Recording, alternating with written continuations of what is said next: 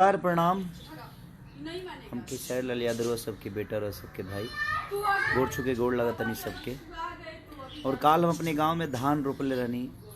एगो किसान के मतलब का होला। आज हर यंग जनरेशन अपने खेती से दूर बा, अपने घर परिवार से दूर जाके दूसरा के बेरोजगारी करत हवे, अपना घर परिवार के छोड़ के, अपना खेती के छोड़ के, जबकि हमनी के वो मिट्टी के आदमी है जा और वो मिट्टी में रहे के चाहिए। हमनी के काल उहे संदेश रहे हमार, ताकि हर चाहे वह कितनो बड़ा हो जाए लेकिन अपना मिट्टी से जुड़ा रही, अपनी माँ बाप से जुड़ा रही।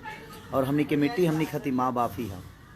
और हम एक खाती लाई बनी है कि गांव से हमके फ़ोन आई कि बहुत ज़्यादा लोग आवता घर पर भेंट करे खातिर। तो हम रोज सबके बता देल चाहतनी कि हम मुंबई आ चुकल बनी, हम घरे नहीं खी। और वो लोग के विश्वास ना हो तो देख ली मुंबई के, देखी महाराष्ट्र नंबर हमार गाड़ी दोनों देख ली, महाराष्ट्र नंबर गाड़ी हमार, ओकरा बाद हई गाड़ी महाराष्ट्र नंबर। तो कहीं ना कहीं हम अपना घर पर आ गए बनी। तब रोलोग प्लीज़ परेशान हो थोके, कहीं कहीं से वो लोग आवत हो कब, दूर दूर से आवत हो कब मिले खातिर घर परिवार से, चाहे वो अपना भाई से मिले आवत हो कब। तो बस ये बतावे खातिर ताकि वो सभी परेशान मत होई। फिर हम आए, ऐसा नहीं जे हम ना भाई, कुछ अर्जेंट काम रहा हमके इससे आवे के पड़ल हवे, नहीं तो हम रहती अभी। और तत्काल में हमरा बहुत ज़रूरी रहा, सबकी गुड़ छू के गोड़ लगत नहीं। और काल जो हमारा मैसेज रहे खेती करे के, वो बस यही खातिर कि वो लोग अपना मिट्टी से जुड़ल रही, जहाँ भी रही खेती होखे, पर्व त्यौहार होखे, अपने माँ बाप के आशीर्वाद ली। और हम कल बड़ा बढ़िया से धान भी रोपनी। अपन काम करे में कौनो शर्म नहीं है इंसान के, तो कोशिश करे के चाहिए कि जय जवान जय किसान और विज्ञान, ये तीनों चीज़ हमनी के जीवन के सूत्रधार बा जिए के। तो अपने माँ से जुड़ा रही, और हमनी के माँ हमनी के धरती है, हमनी के खेती है, ओकरा से हमेशा जुड़ा रहे के चाहिए। रवा चाहे कितनो बड़ा अफसर बन जाई, कितनो बड़ा स्टार बन जाई, लेकिन वही मिट्टी के अनाज खा के रवा इतना बड़ भइल बनी, तो मिट्टी के हर वो खुशबू के रवा लेवे के चाहिए। वो बिया उखाड़ल, चाहे धान रोपल, चाहे गेहूँ काटल, चाहे दवावल, खेती में उससे ऊर्जा मिलेला। और किसान बनल बहुत सौभाग्य की बात होला।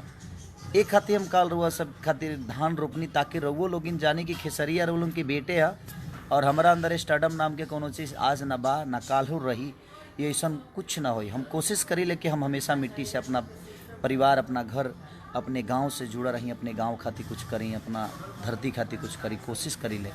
तो हम रोलन के यही खातिर काल हम धान रोपले रहनी, ताकि वो लोगिन कोशिश करी जे खेती के जितना से जितना बढ़ावा दी, खेती में खटे के कोशिश करी, अपने माँ बाप के सेवा करे के कोशिश करी, बहुत ज़रूरी होला।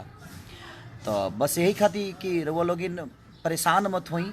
हम मुंबई आ चुकल बनी, दिखा दी, हम अपन घर वो दिखा दी, ताकि लोगन के विश्वास हो जाओ। बहुत सारा लोग ये हमारे मुंबई के घर वो लोग देख ही हो खब। तो हम मुंबई आ चुकल बनी, ये देख ली, विश्वास ना होके, ताकि विश्वास हो जाओ। रोलों के दिमाग में बजे ना खेसारी घर में मम्मी हमारे फ़ोन कैलिए कि बाबू बहुत सारा लोग आवत तरह से मिले खातिर, और रोलों के प्यारे बनी हम, और रोलों के आशीर्वादे देवे खातिर खेसरिया के घरे जाता नहीं। बट रोलों की दूर से आवत हो कब हम नहीं मिलत। अभी रोलों की थोड़ा सा दूरी बना के ही रही।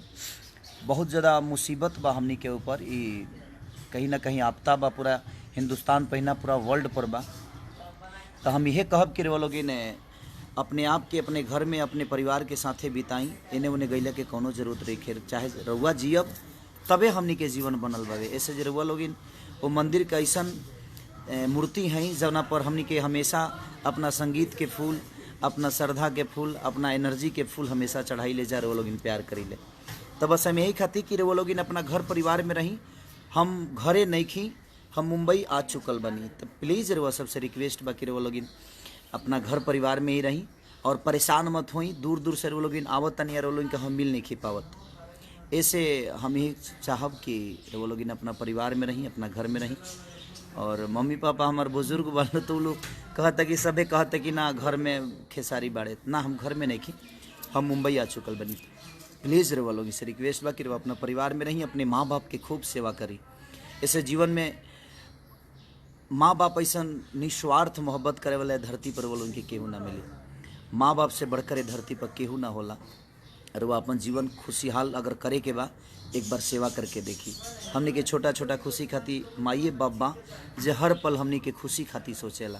तो अगर आज पुरानिया भइल बलो तो कहीं ना कहीं रहुओ दायित्व बनता और धर्म बनता कि रहुओ अपना माँ बाप के जे रउरा के गोद में खेलौले बलो वही बुढ़ापा में वो लोग के गोद में खेलाई। स्वर्ग से बढ़कर आनंद मिली रहुआ सबके। तो बस और कल किसानी वाला जन बात करनी है कि अपना खेत में खटी, अपना खेत से जुड़े रही, अपना मिट्टी से जुड़े रही और किसान बन के देखी, बड़ा मज़ा आवेला।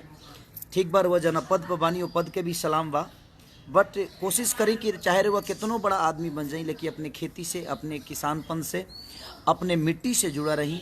ऐसे जो मिट्टी के खुशबू बहुत प्यारा होला, उजगिया के पानी, उजगिया के मोहब्बत निस्वार्थ होला। तो प्लीज़ रहुआ सवे चाहे कितनो बड़ा स्टार बन जाए, कितनो बड़ा बन जाए रहुआ, लेकिन अपना मिट्टी से हमेशा जुड़ा रही। जय हिंद, जय भारत। अपन ख्याल रखी। ऐसे जो रउरा खुश रह तो शायद खेसरी और भाई खुश रहे। दिल से प्रणाम, थैंक यू। और वो लोग प्लीज़ अपना घर में रही। हम बम्बे आ गए बनी, हम घरे नहीं खी, बिहार में अभी नहीं खी, कोनो मजबूरी रहा, कोनो अर्जेंट काम रहा हमारे, एक के चलते हम के आवे के पड़ल। दिल से प्रणाम।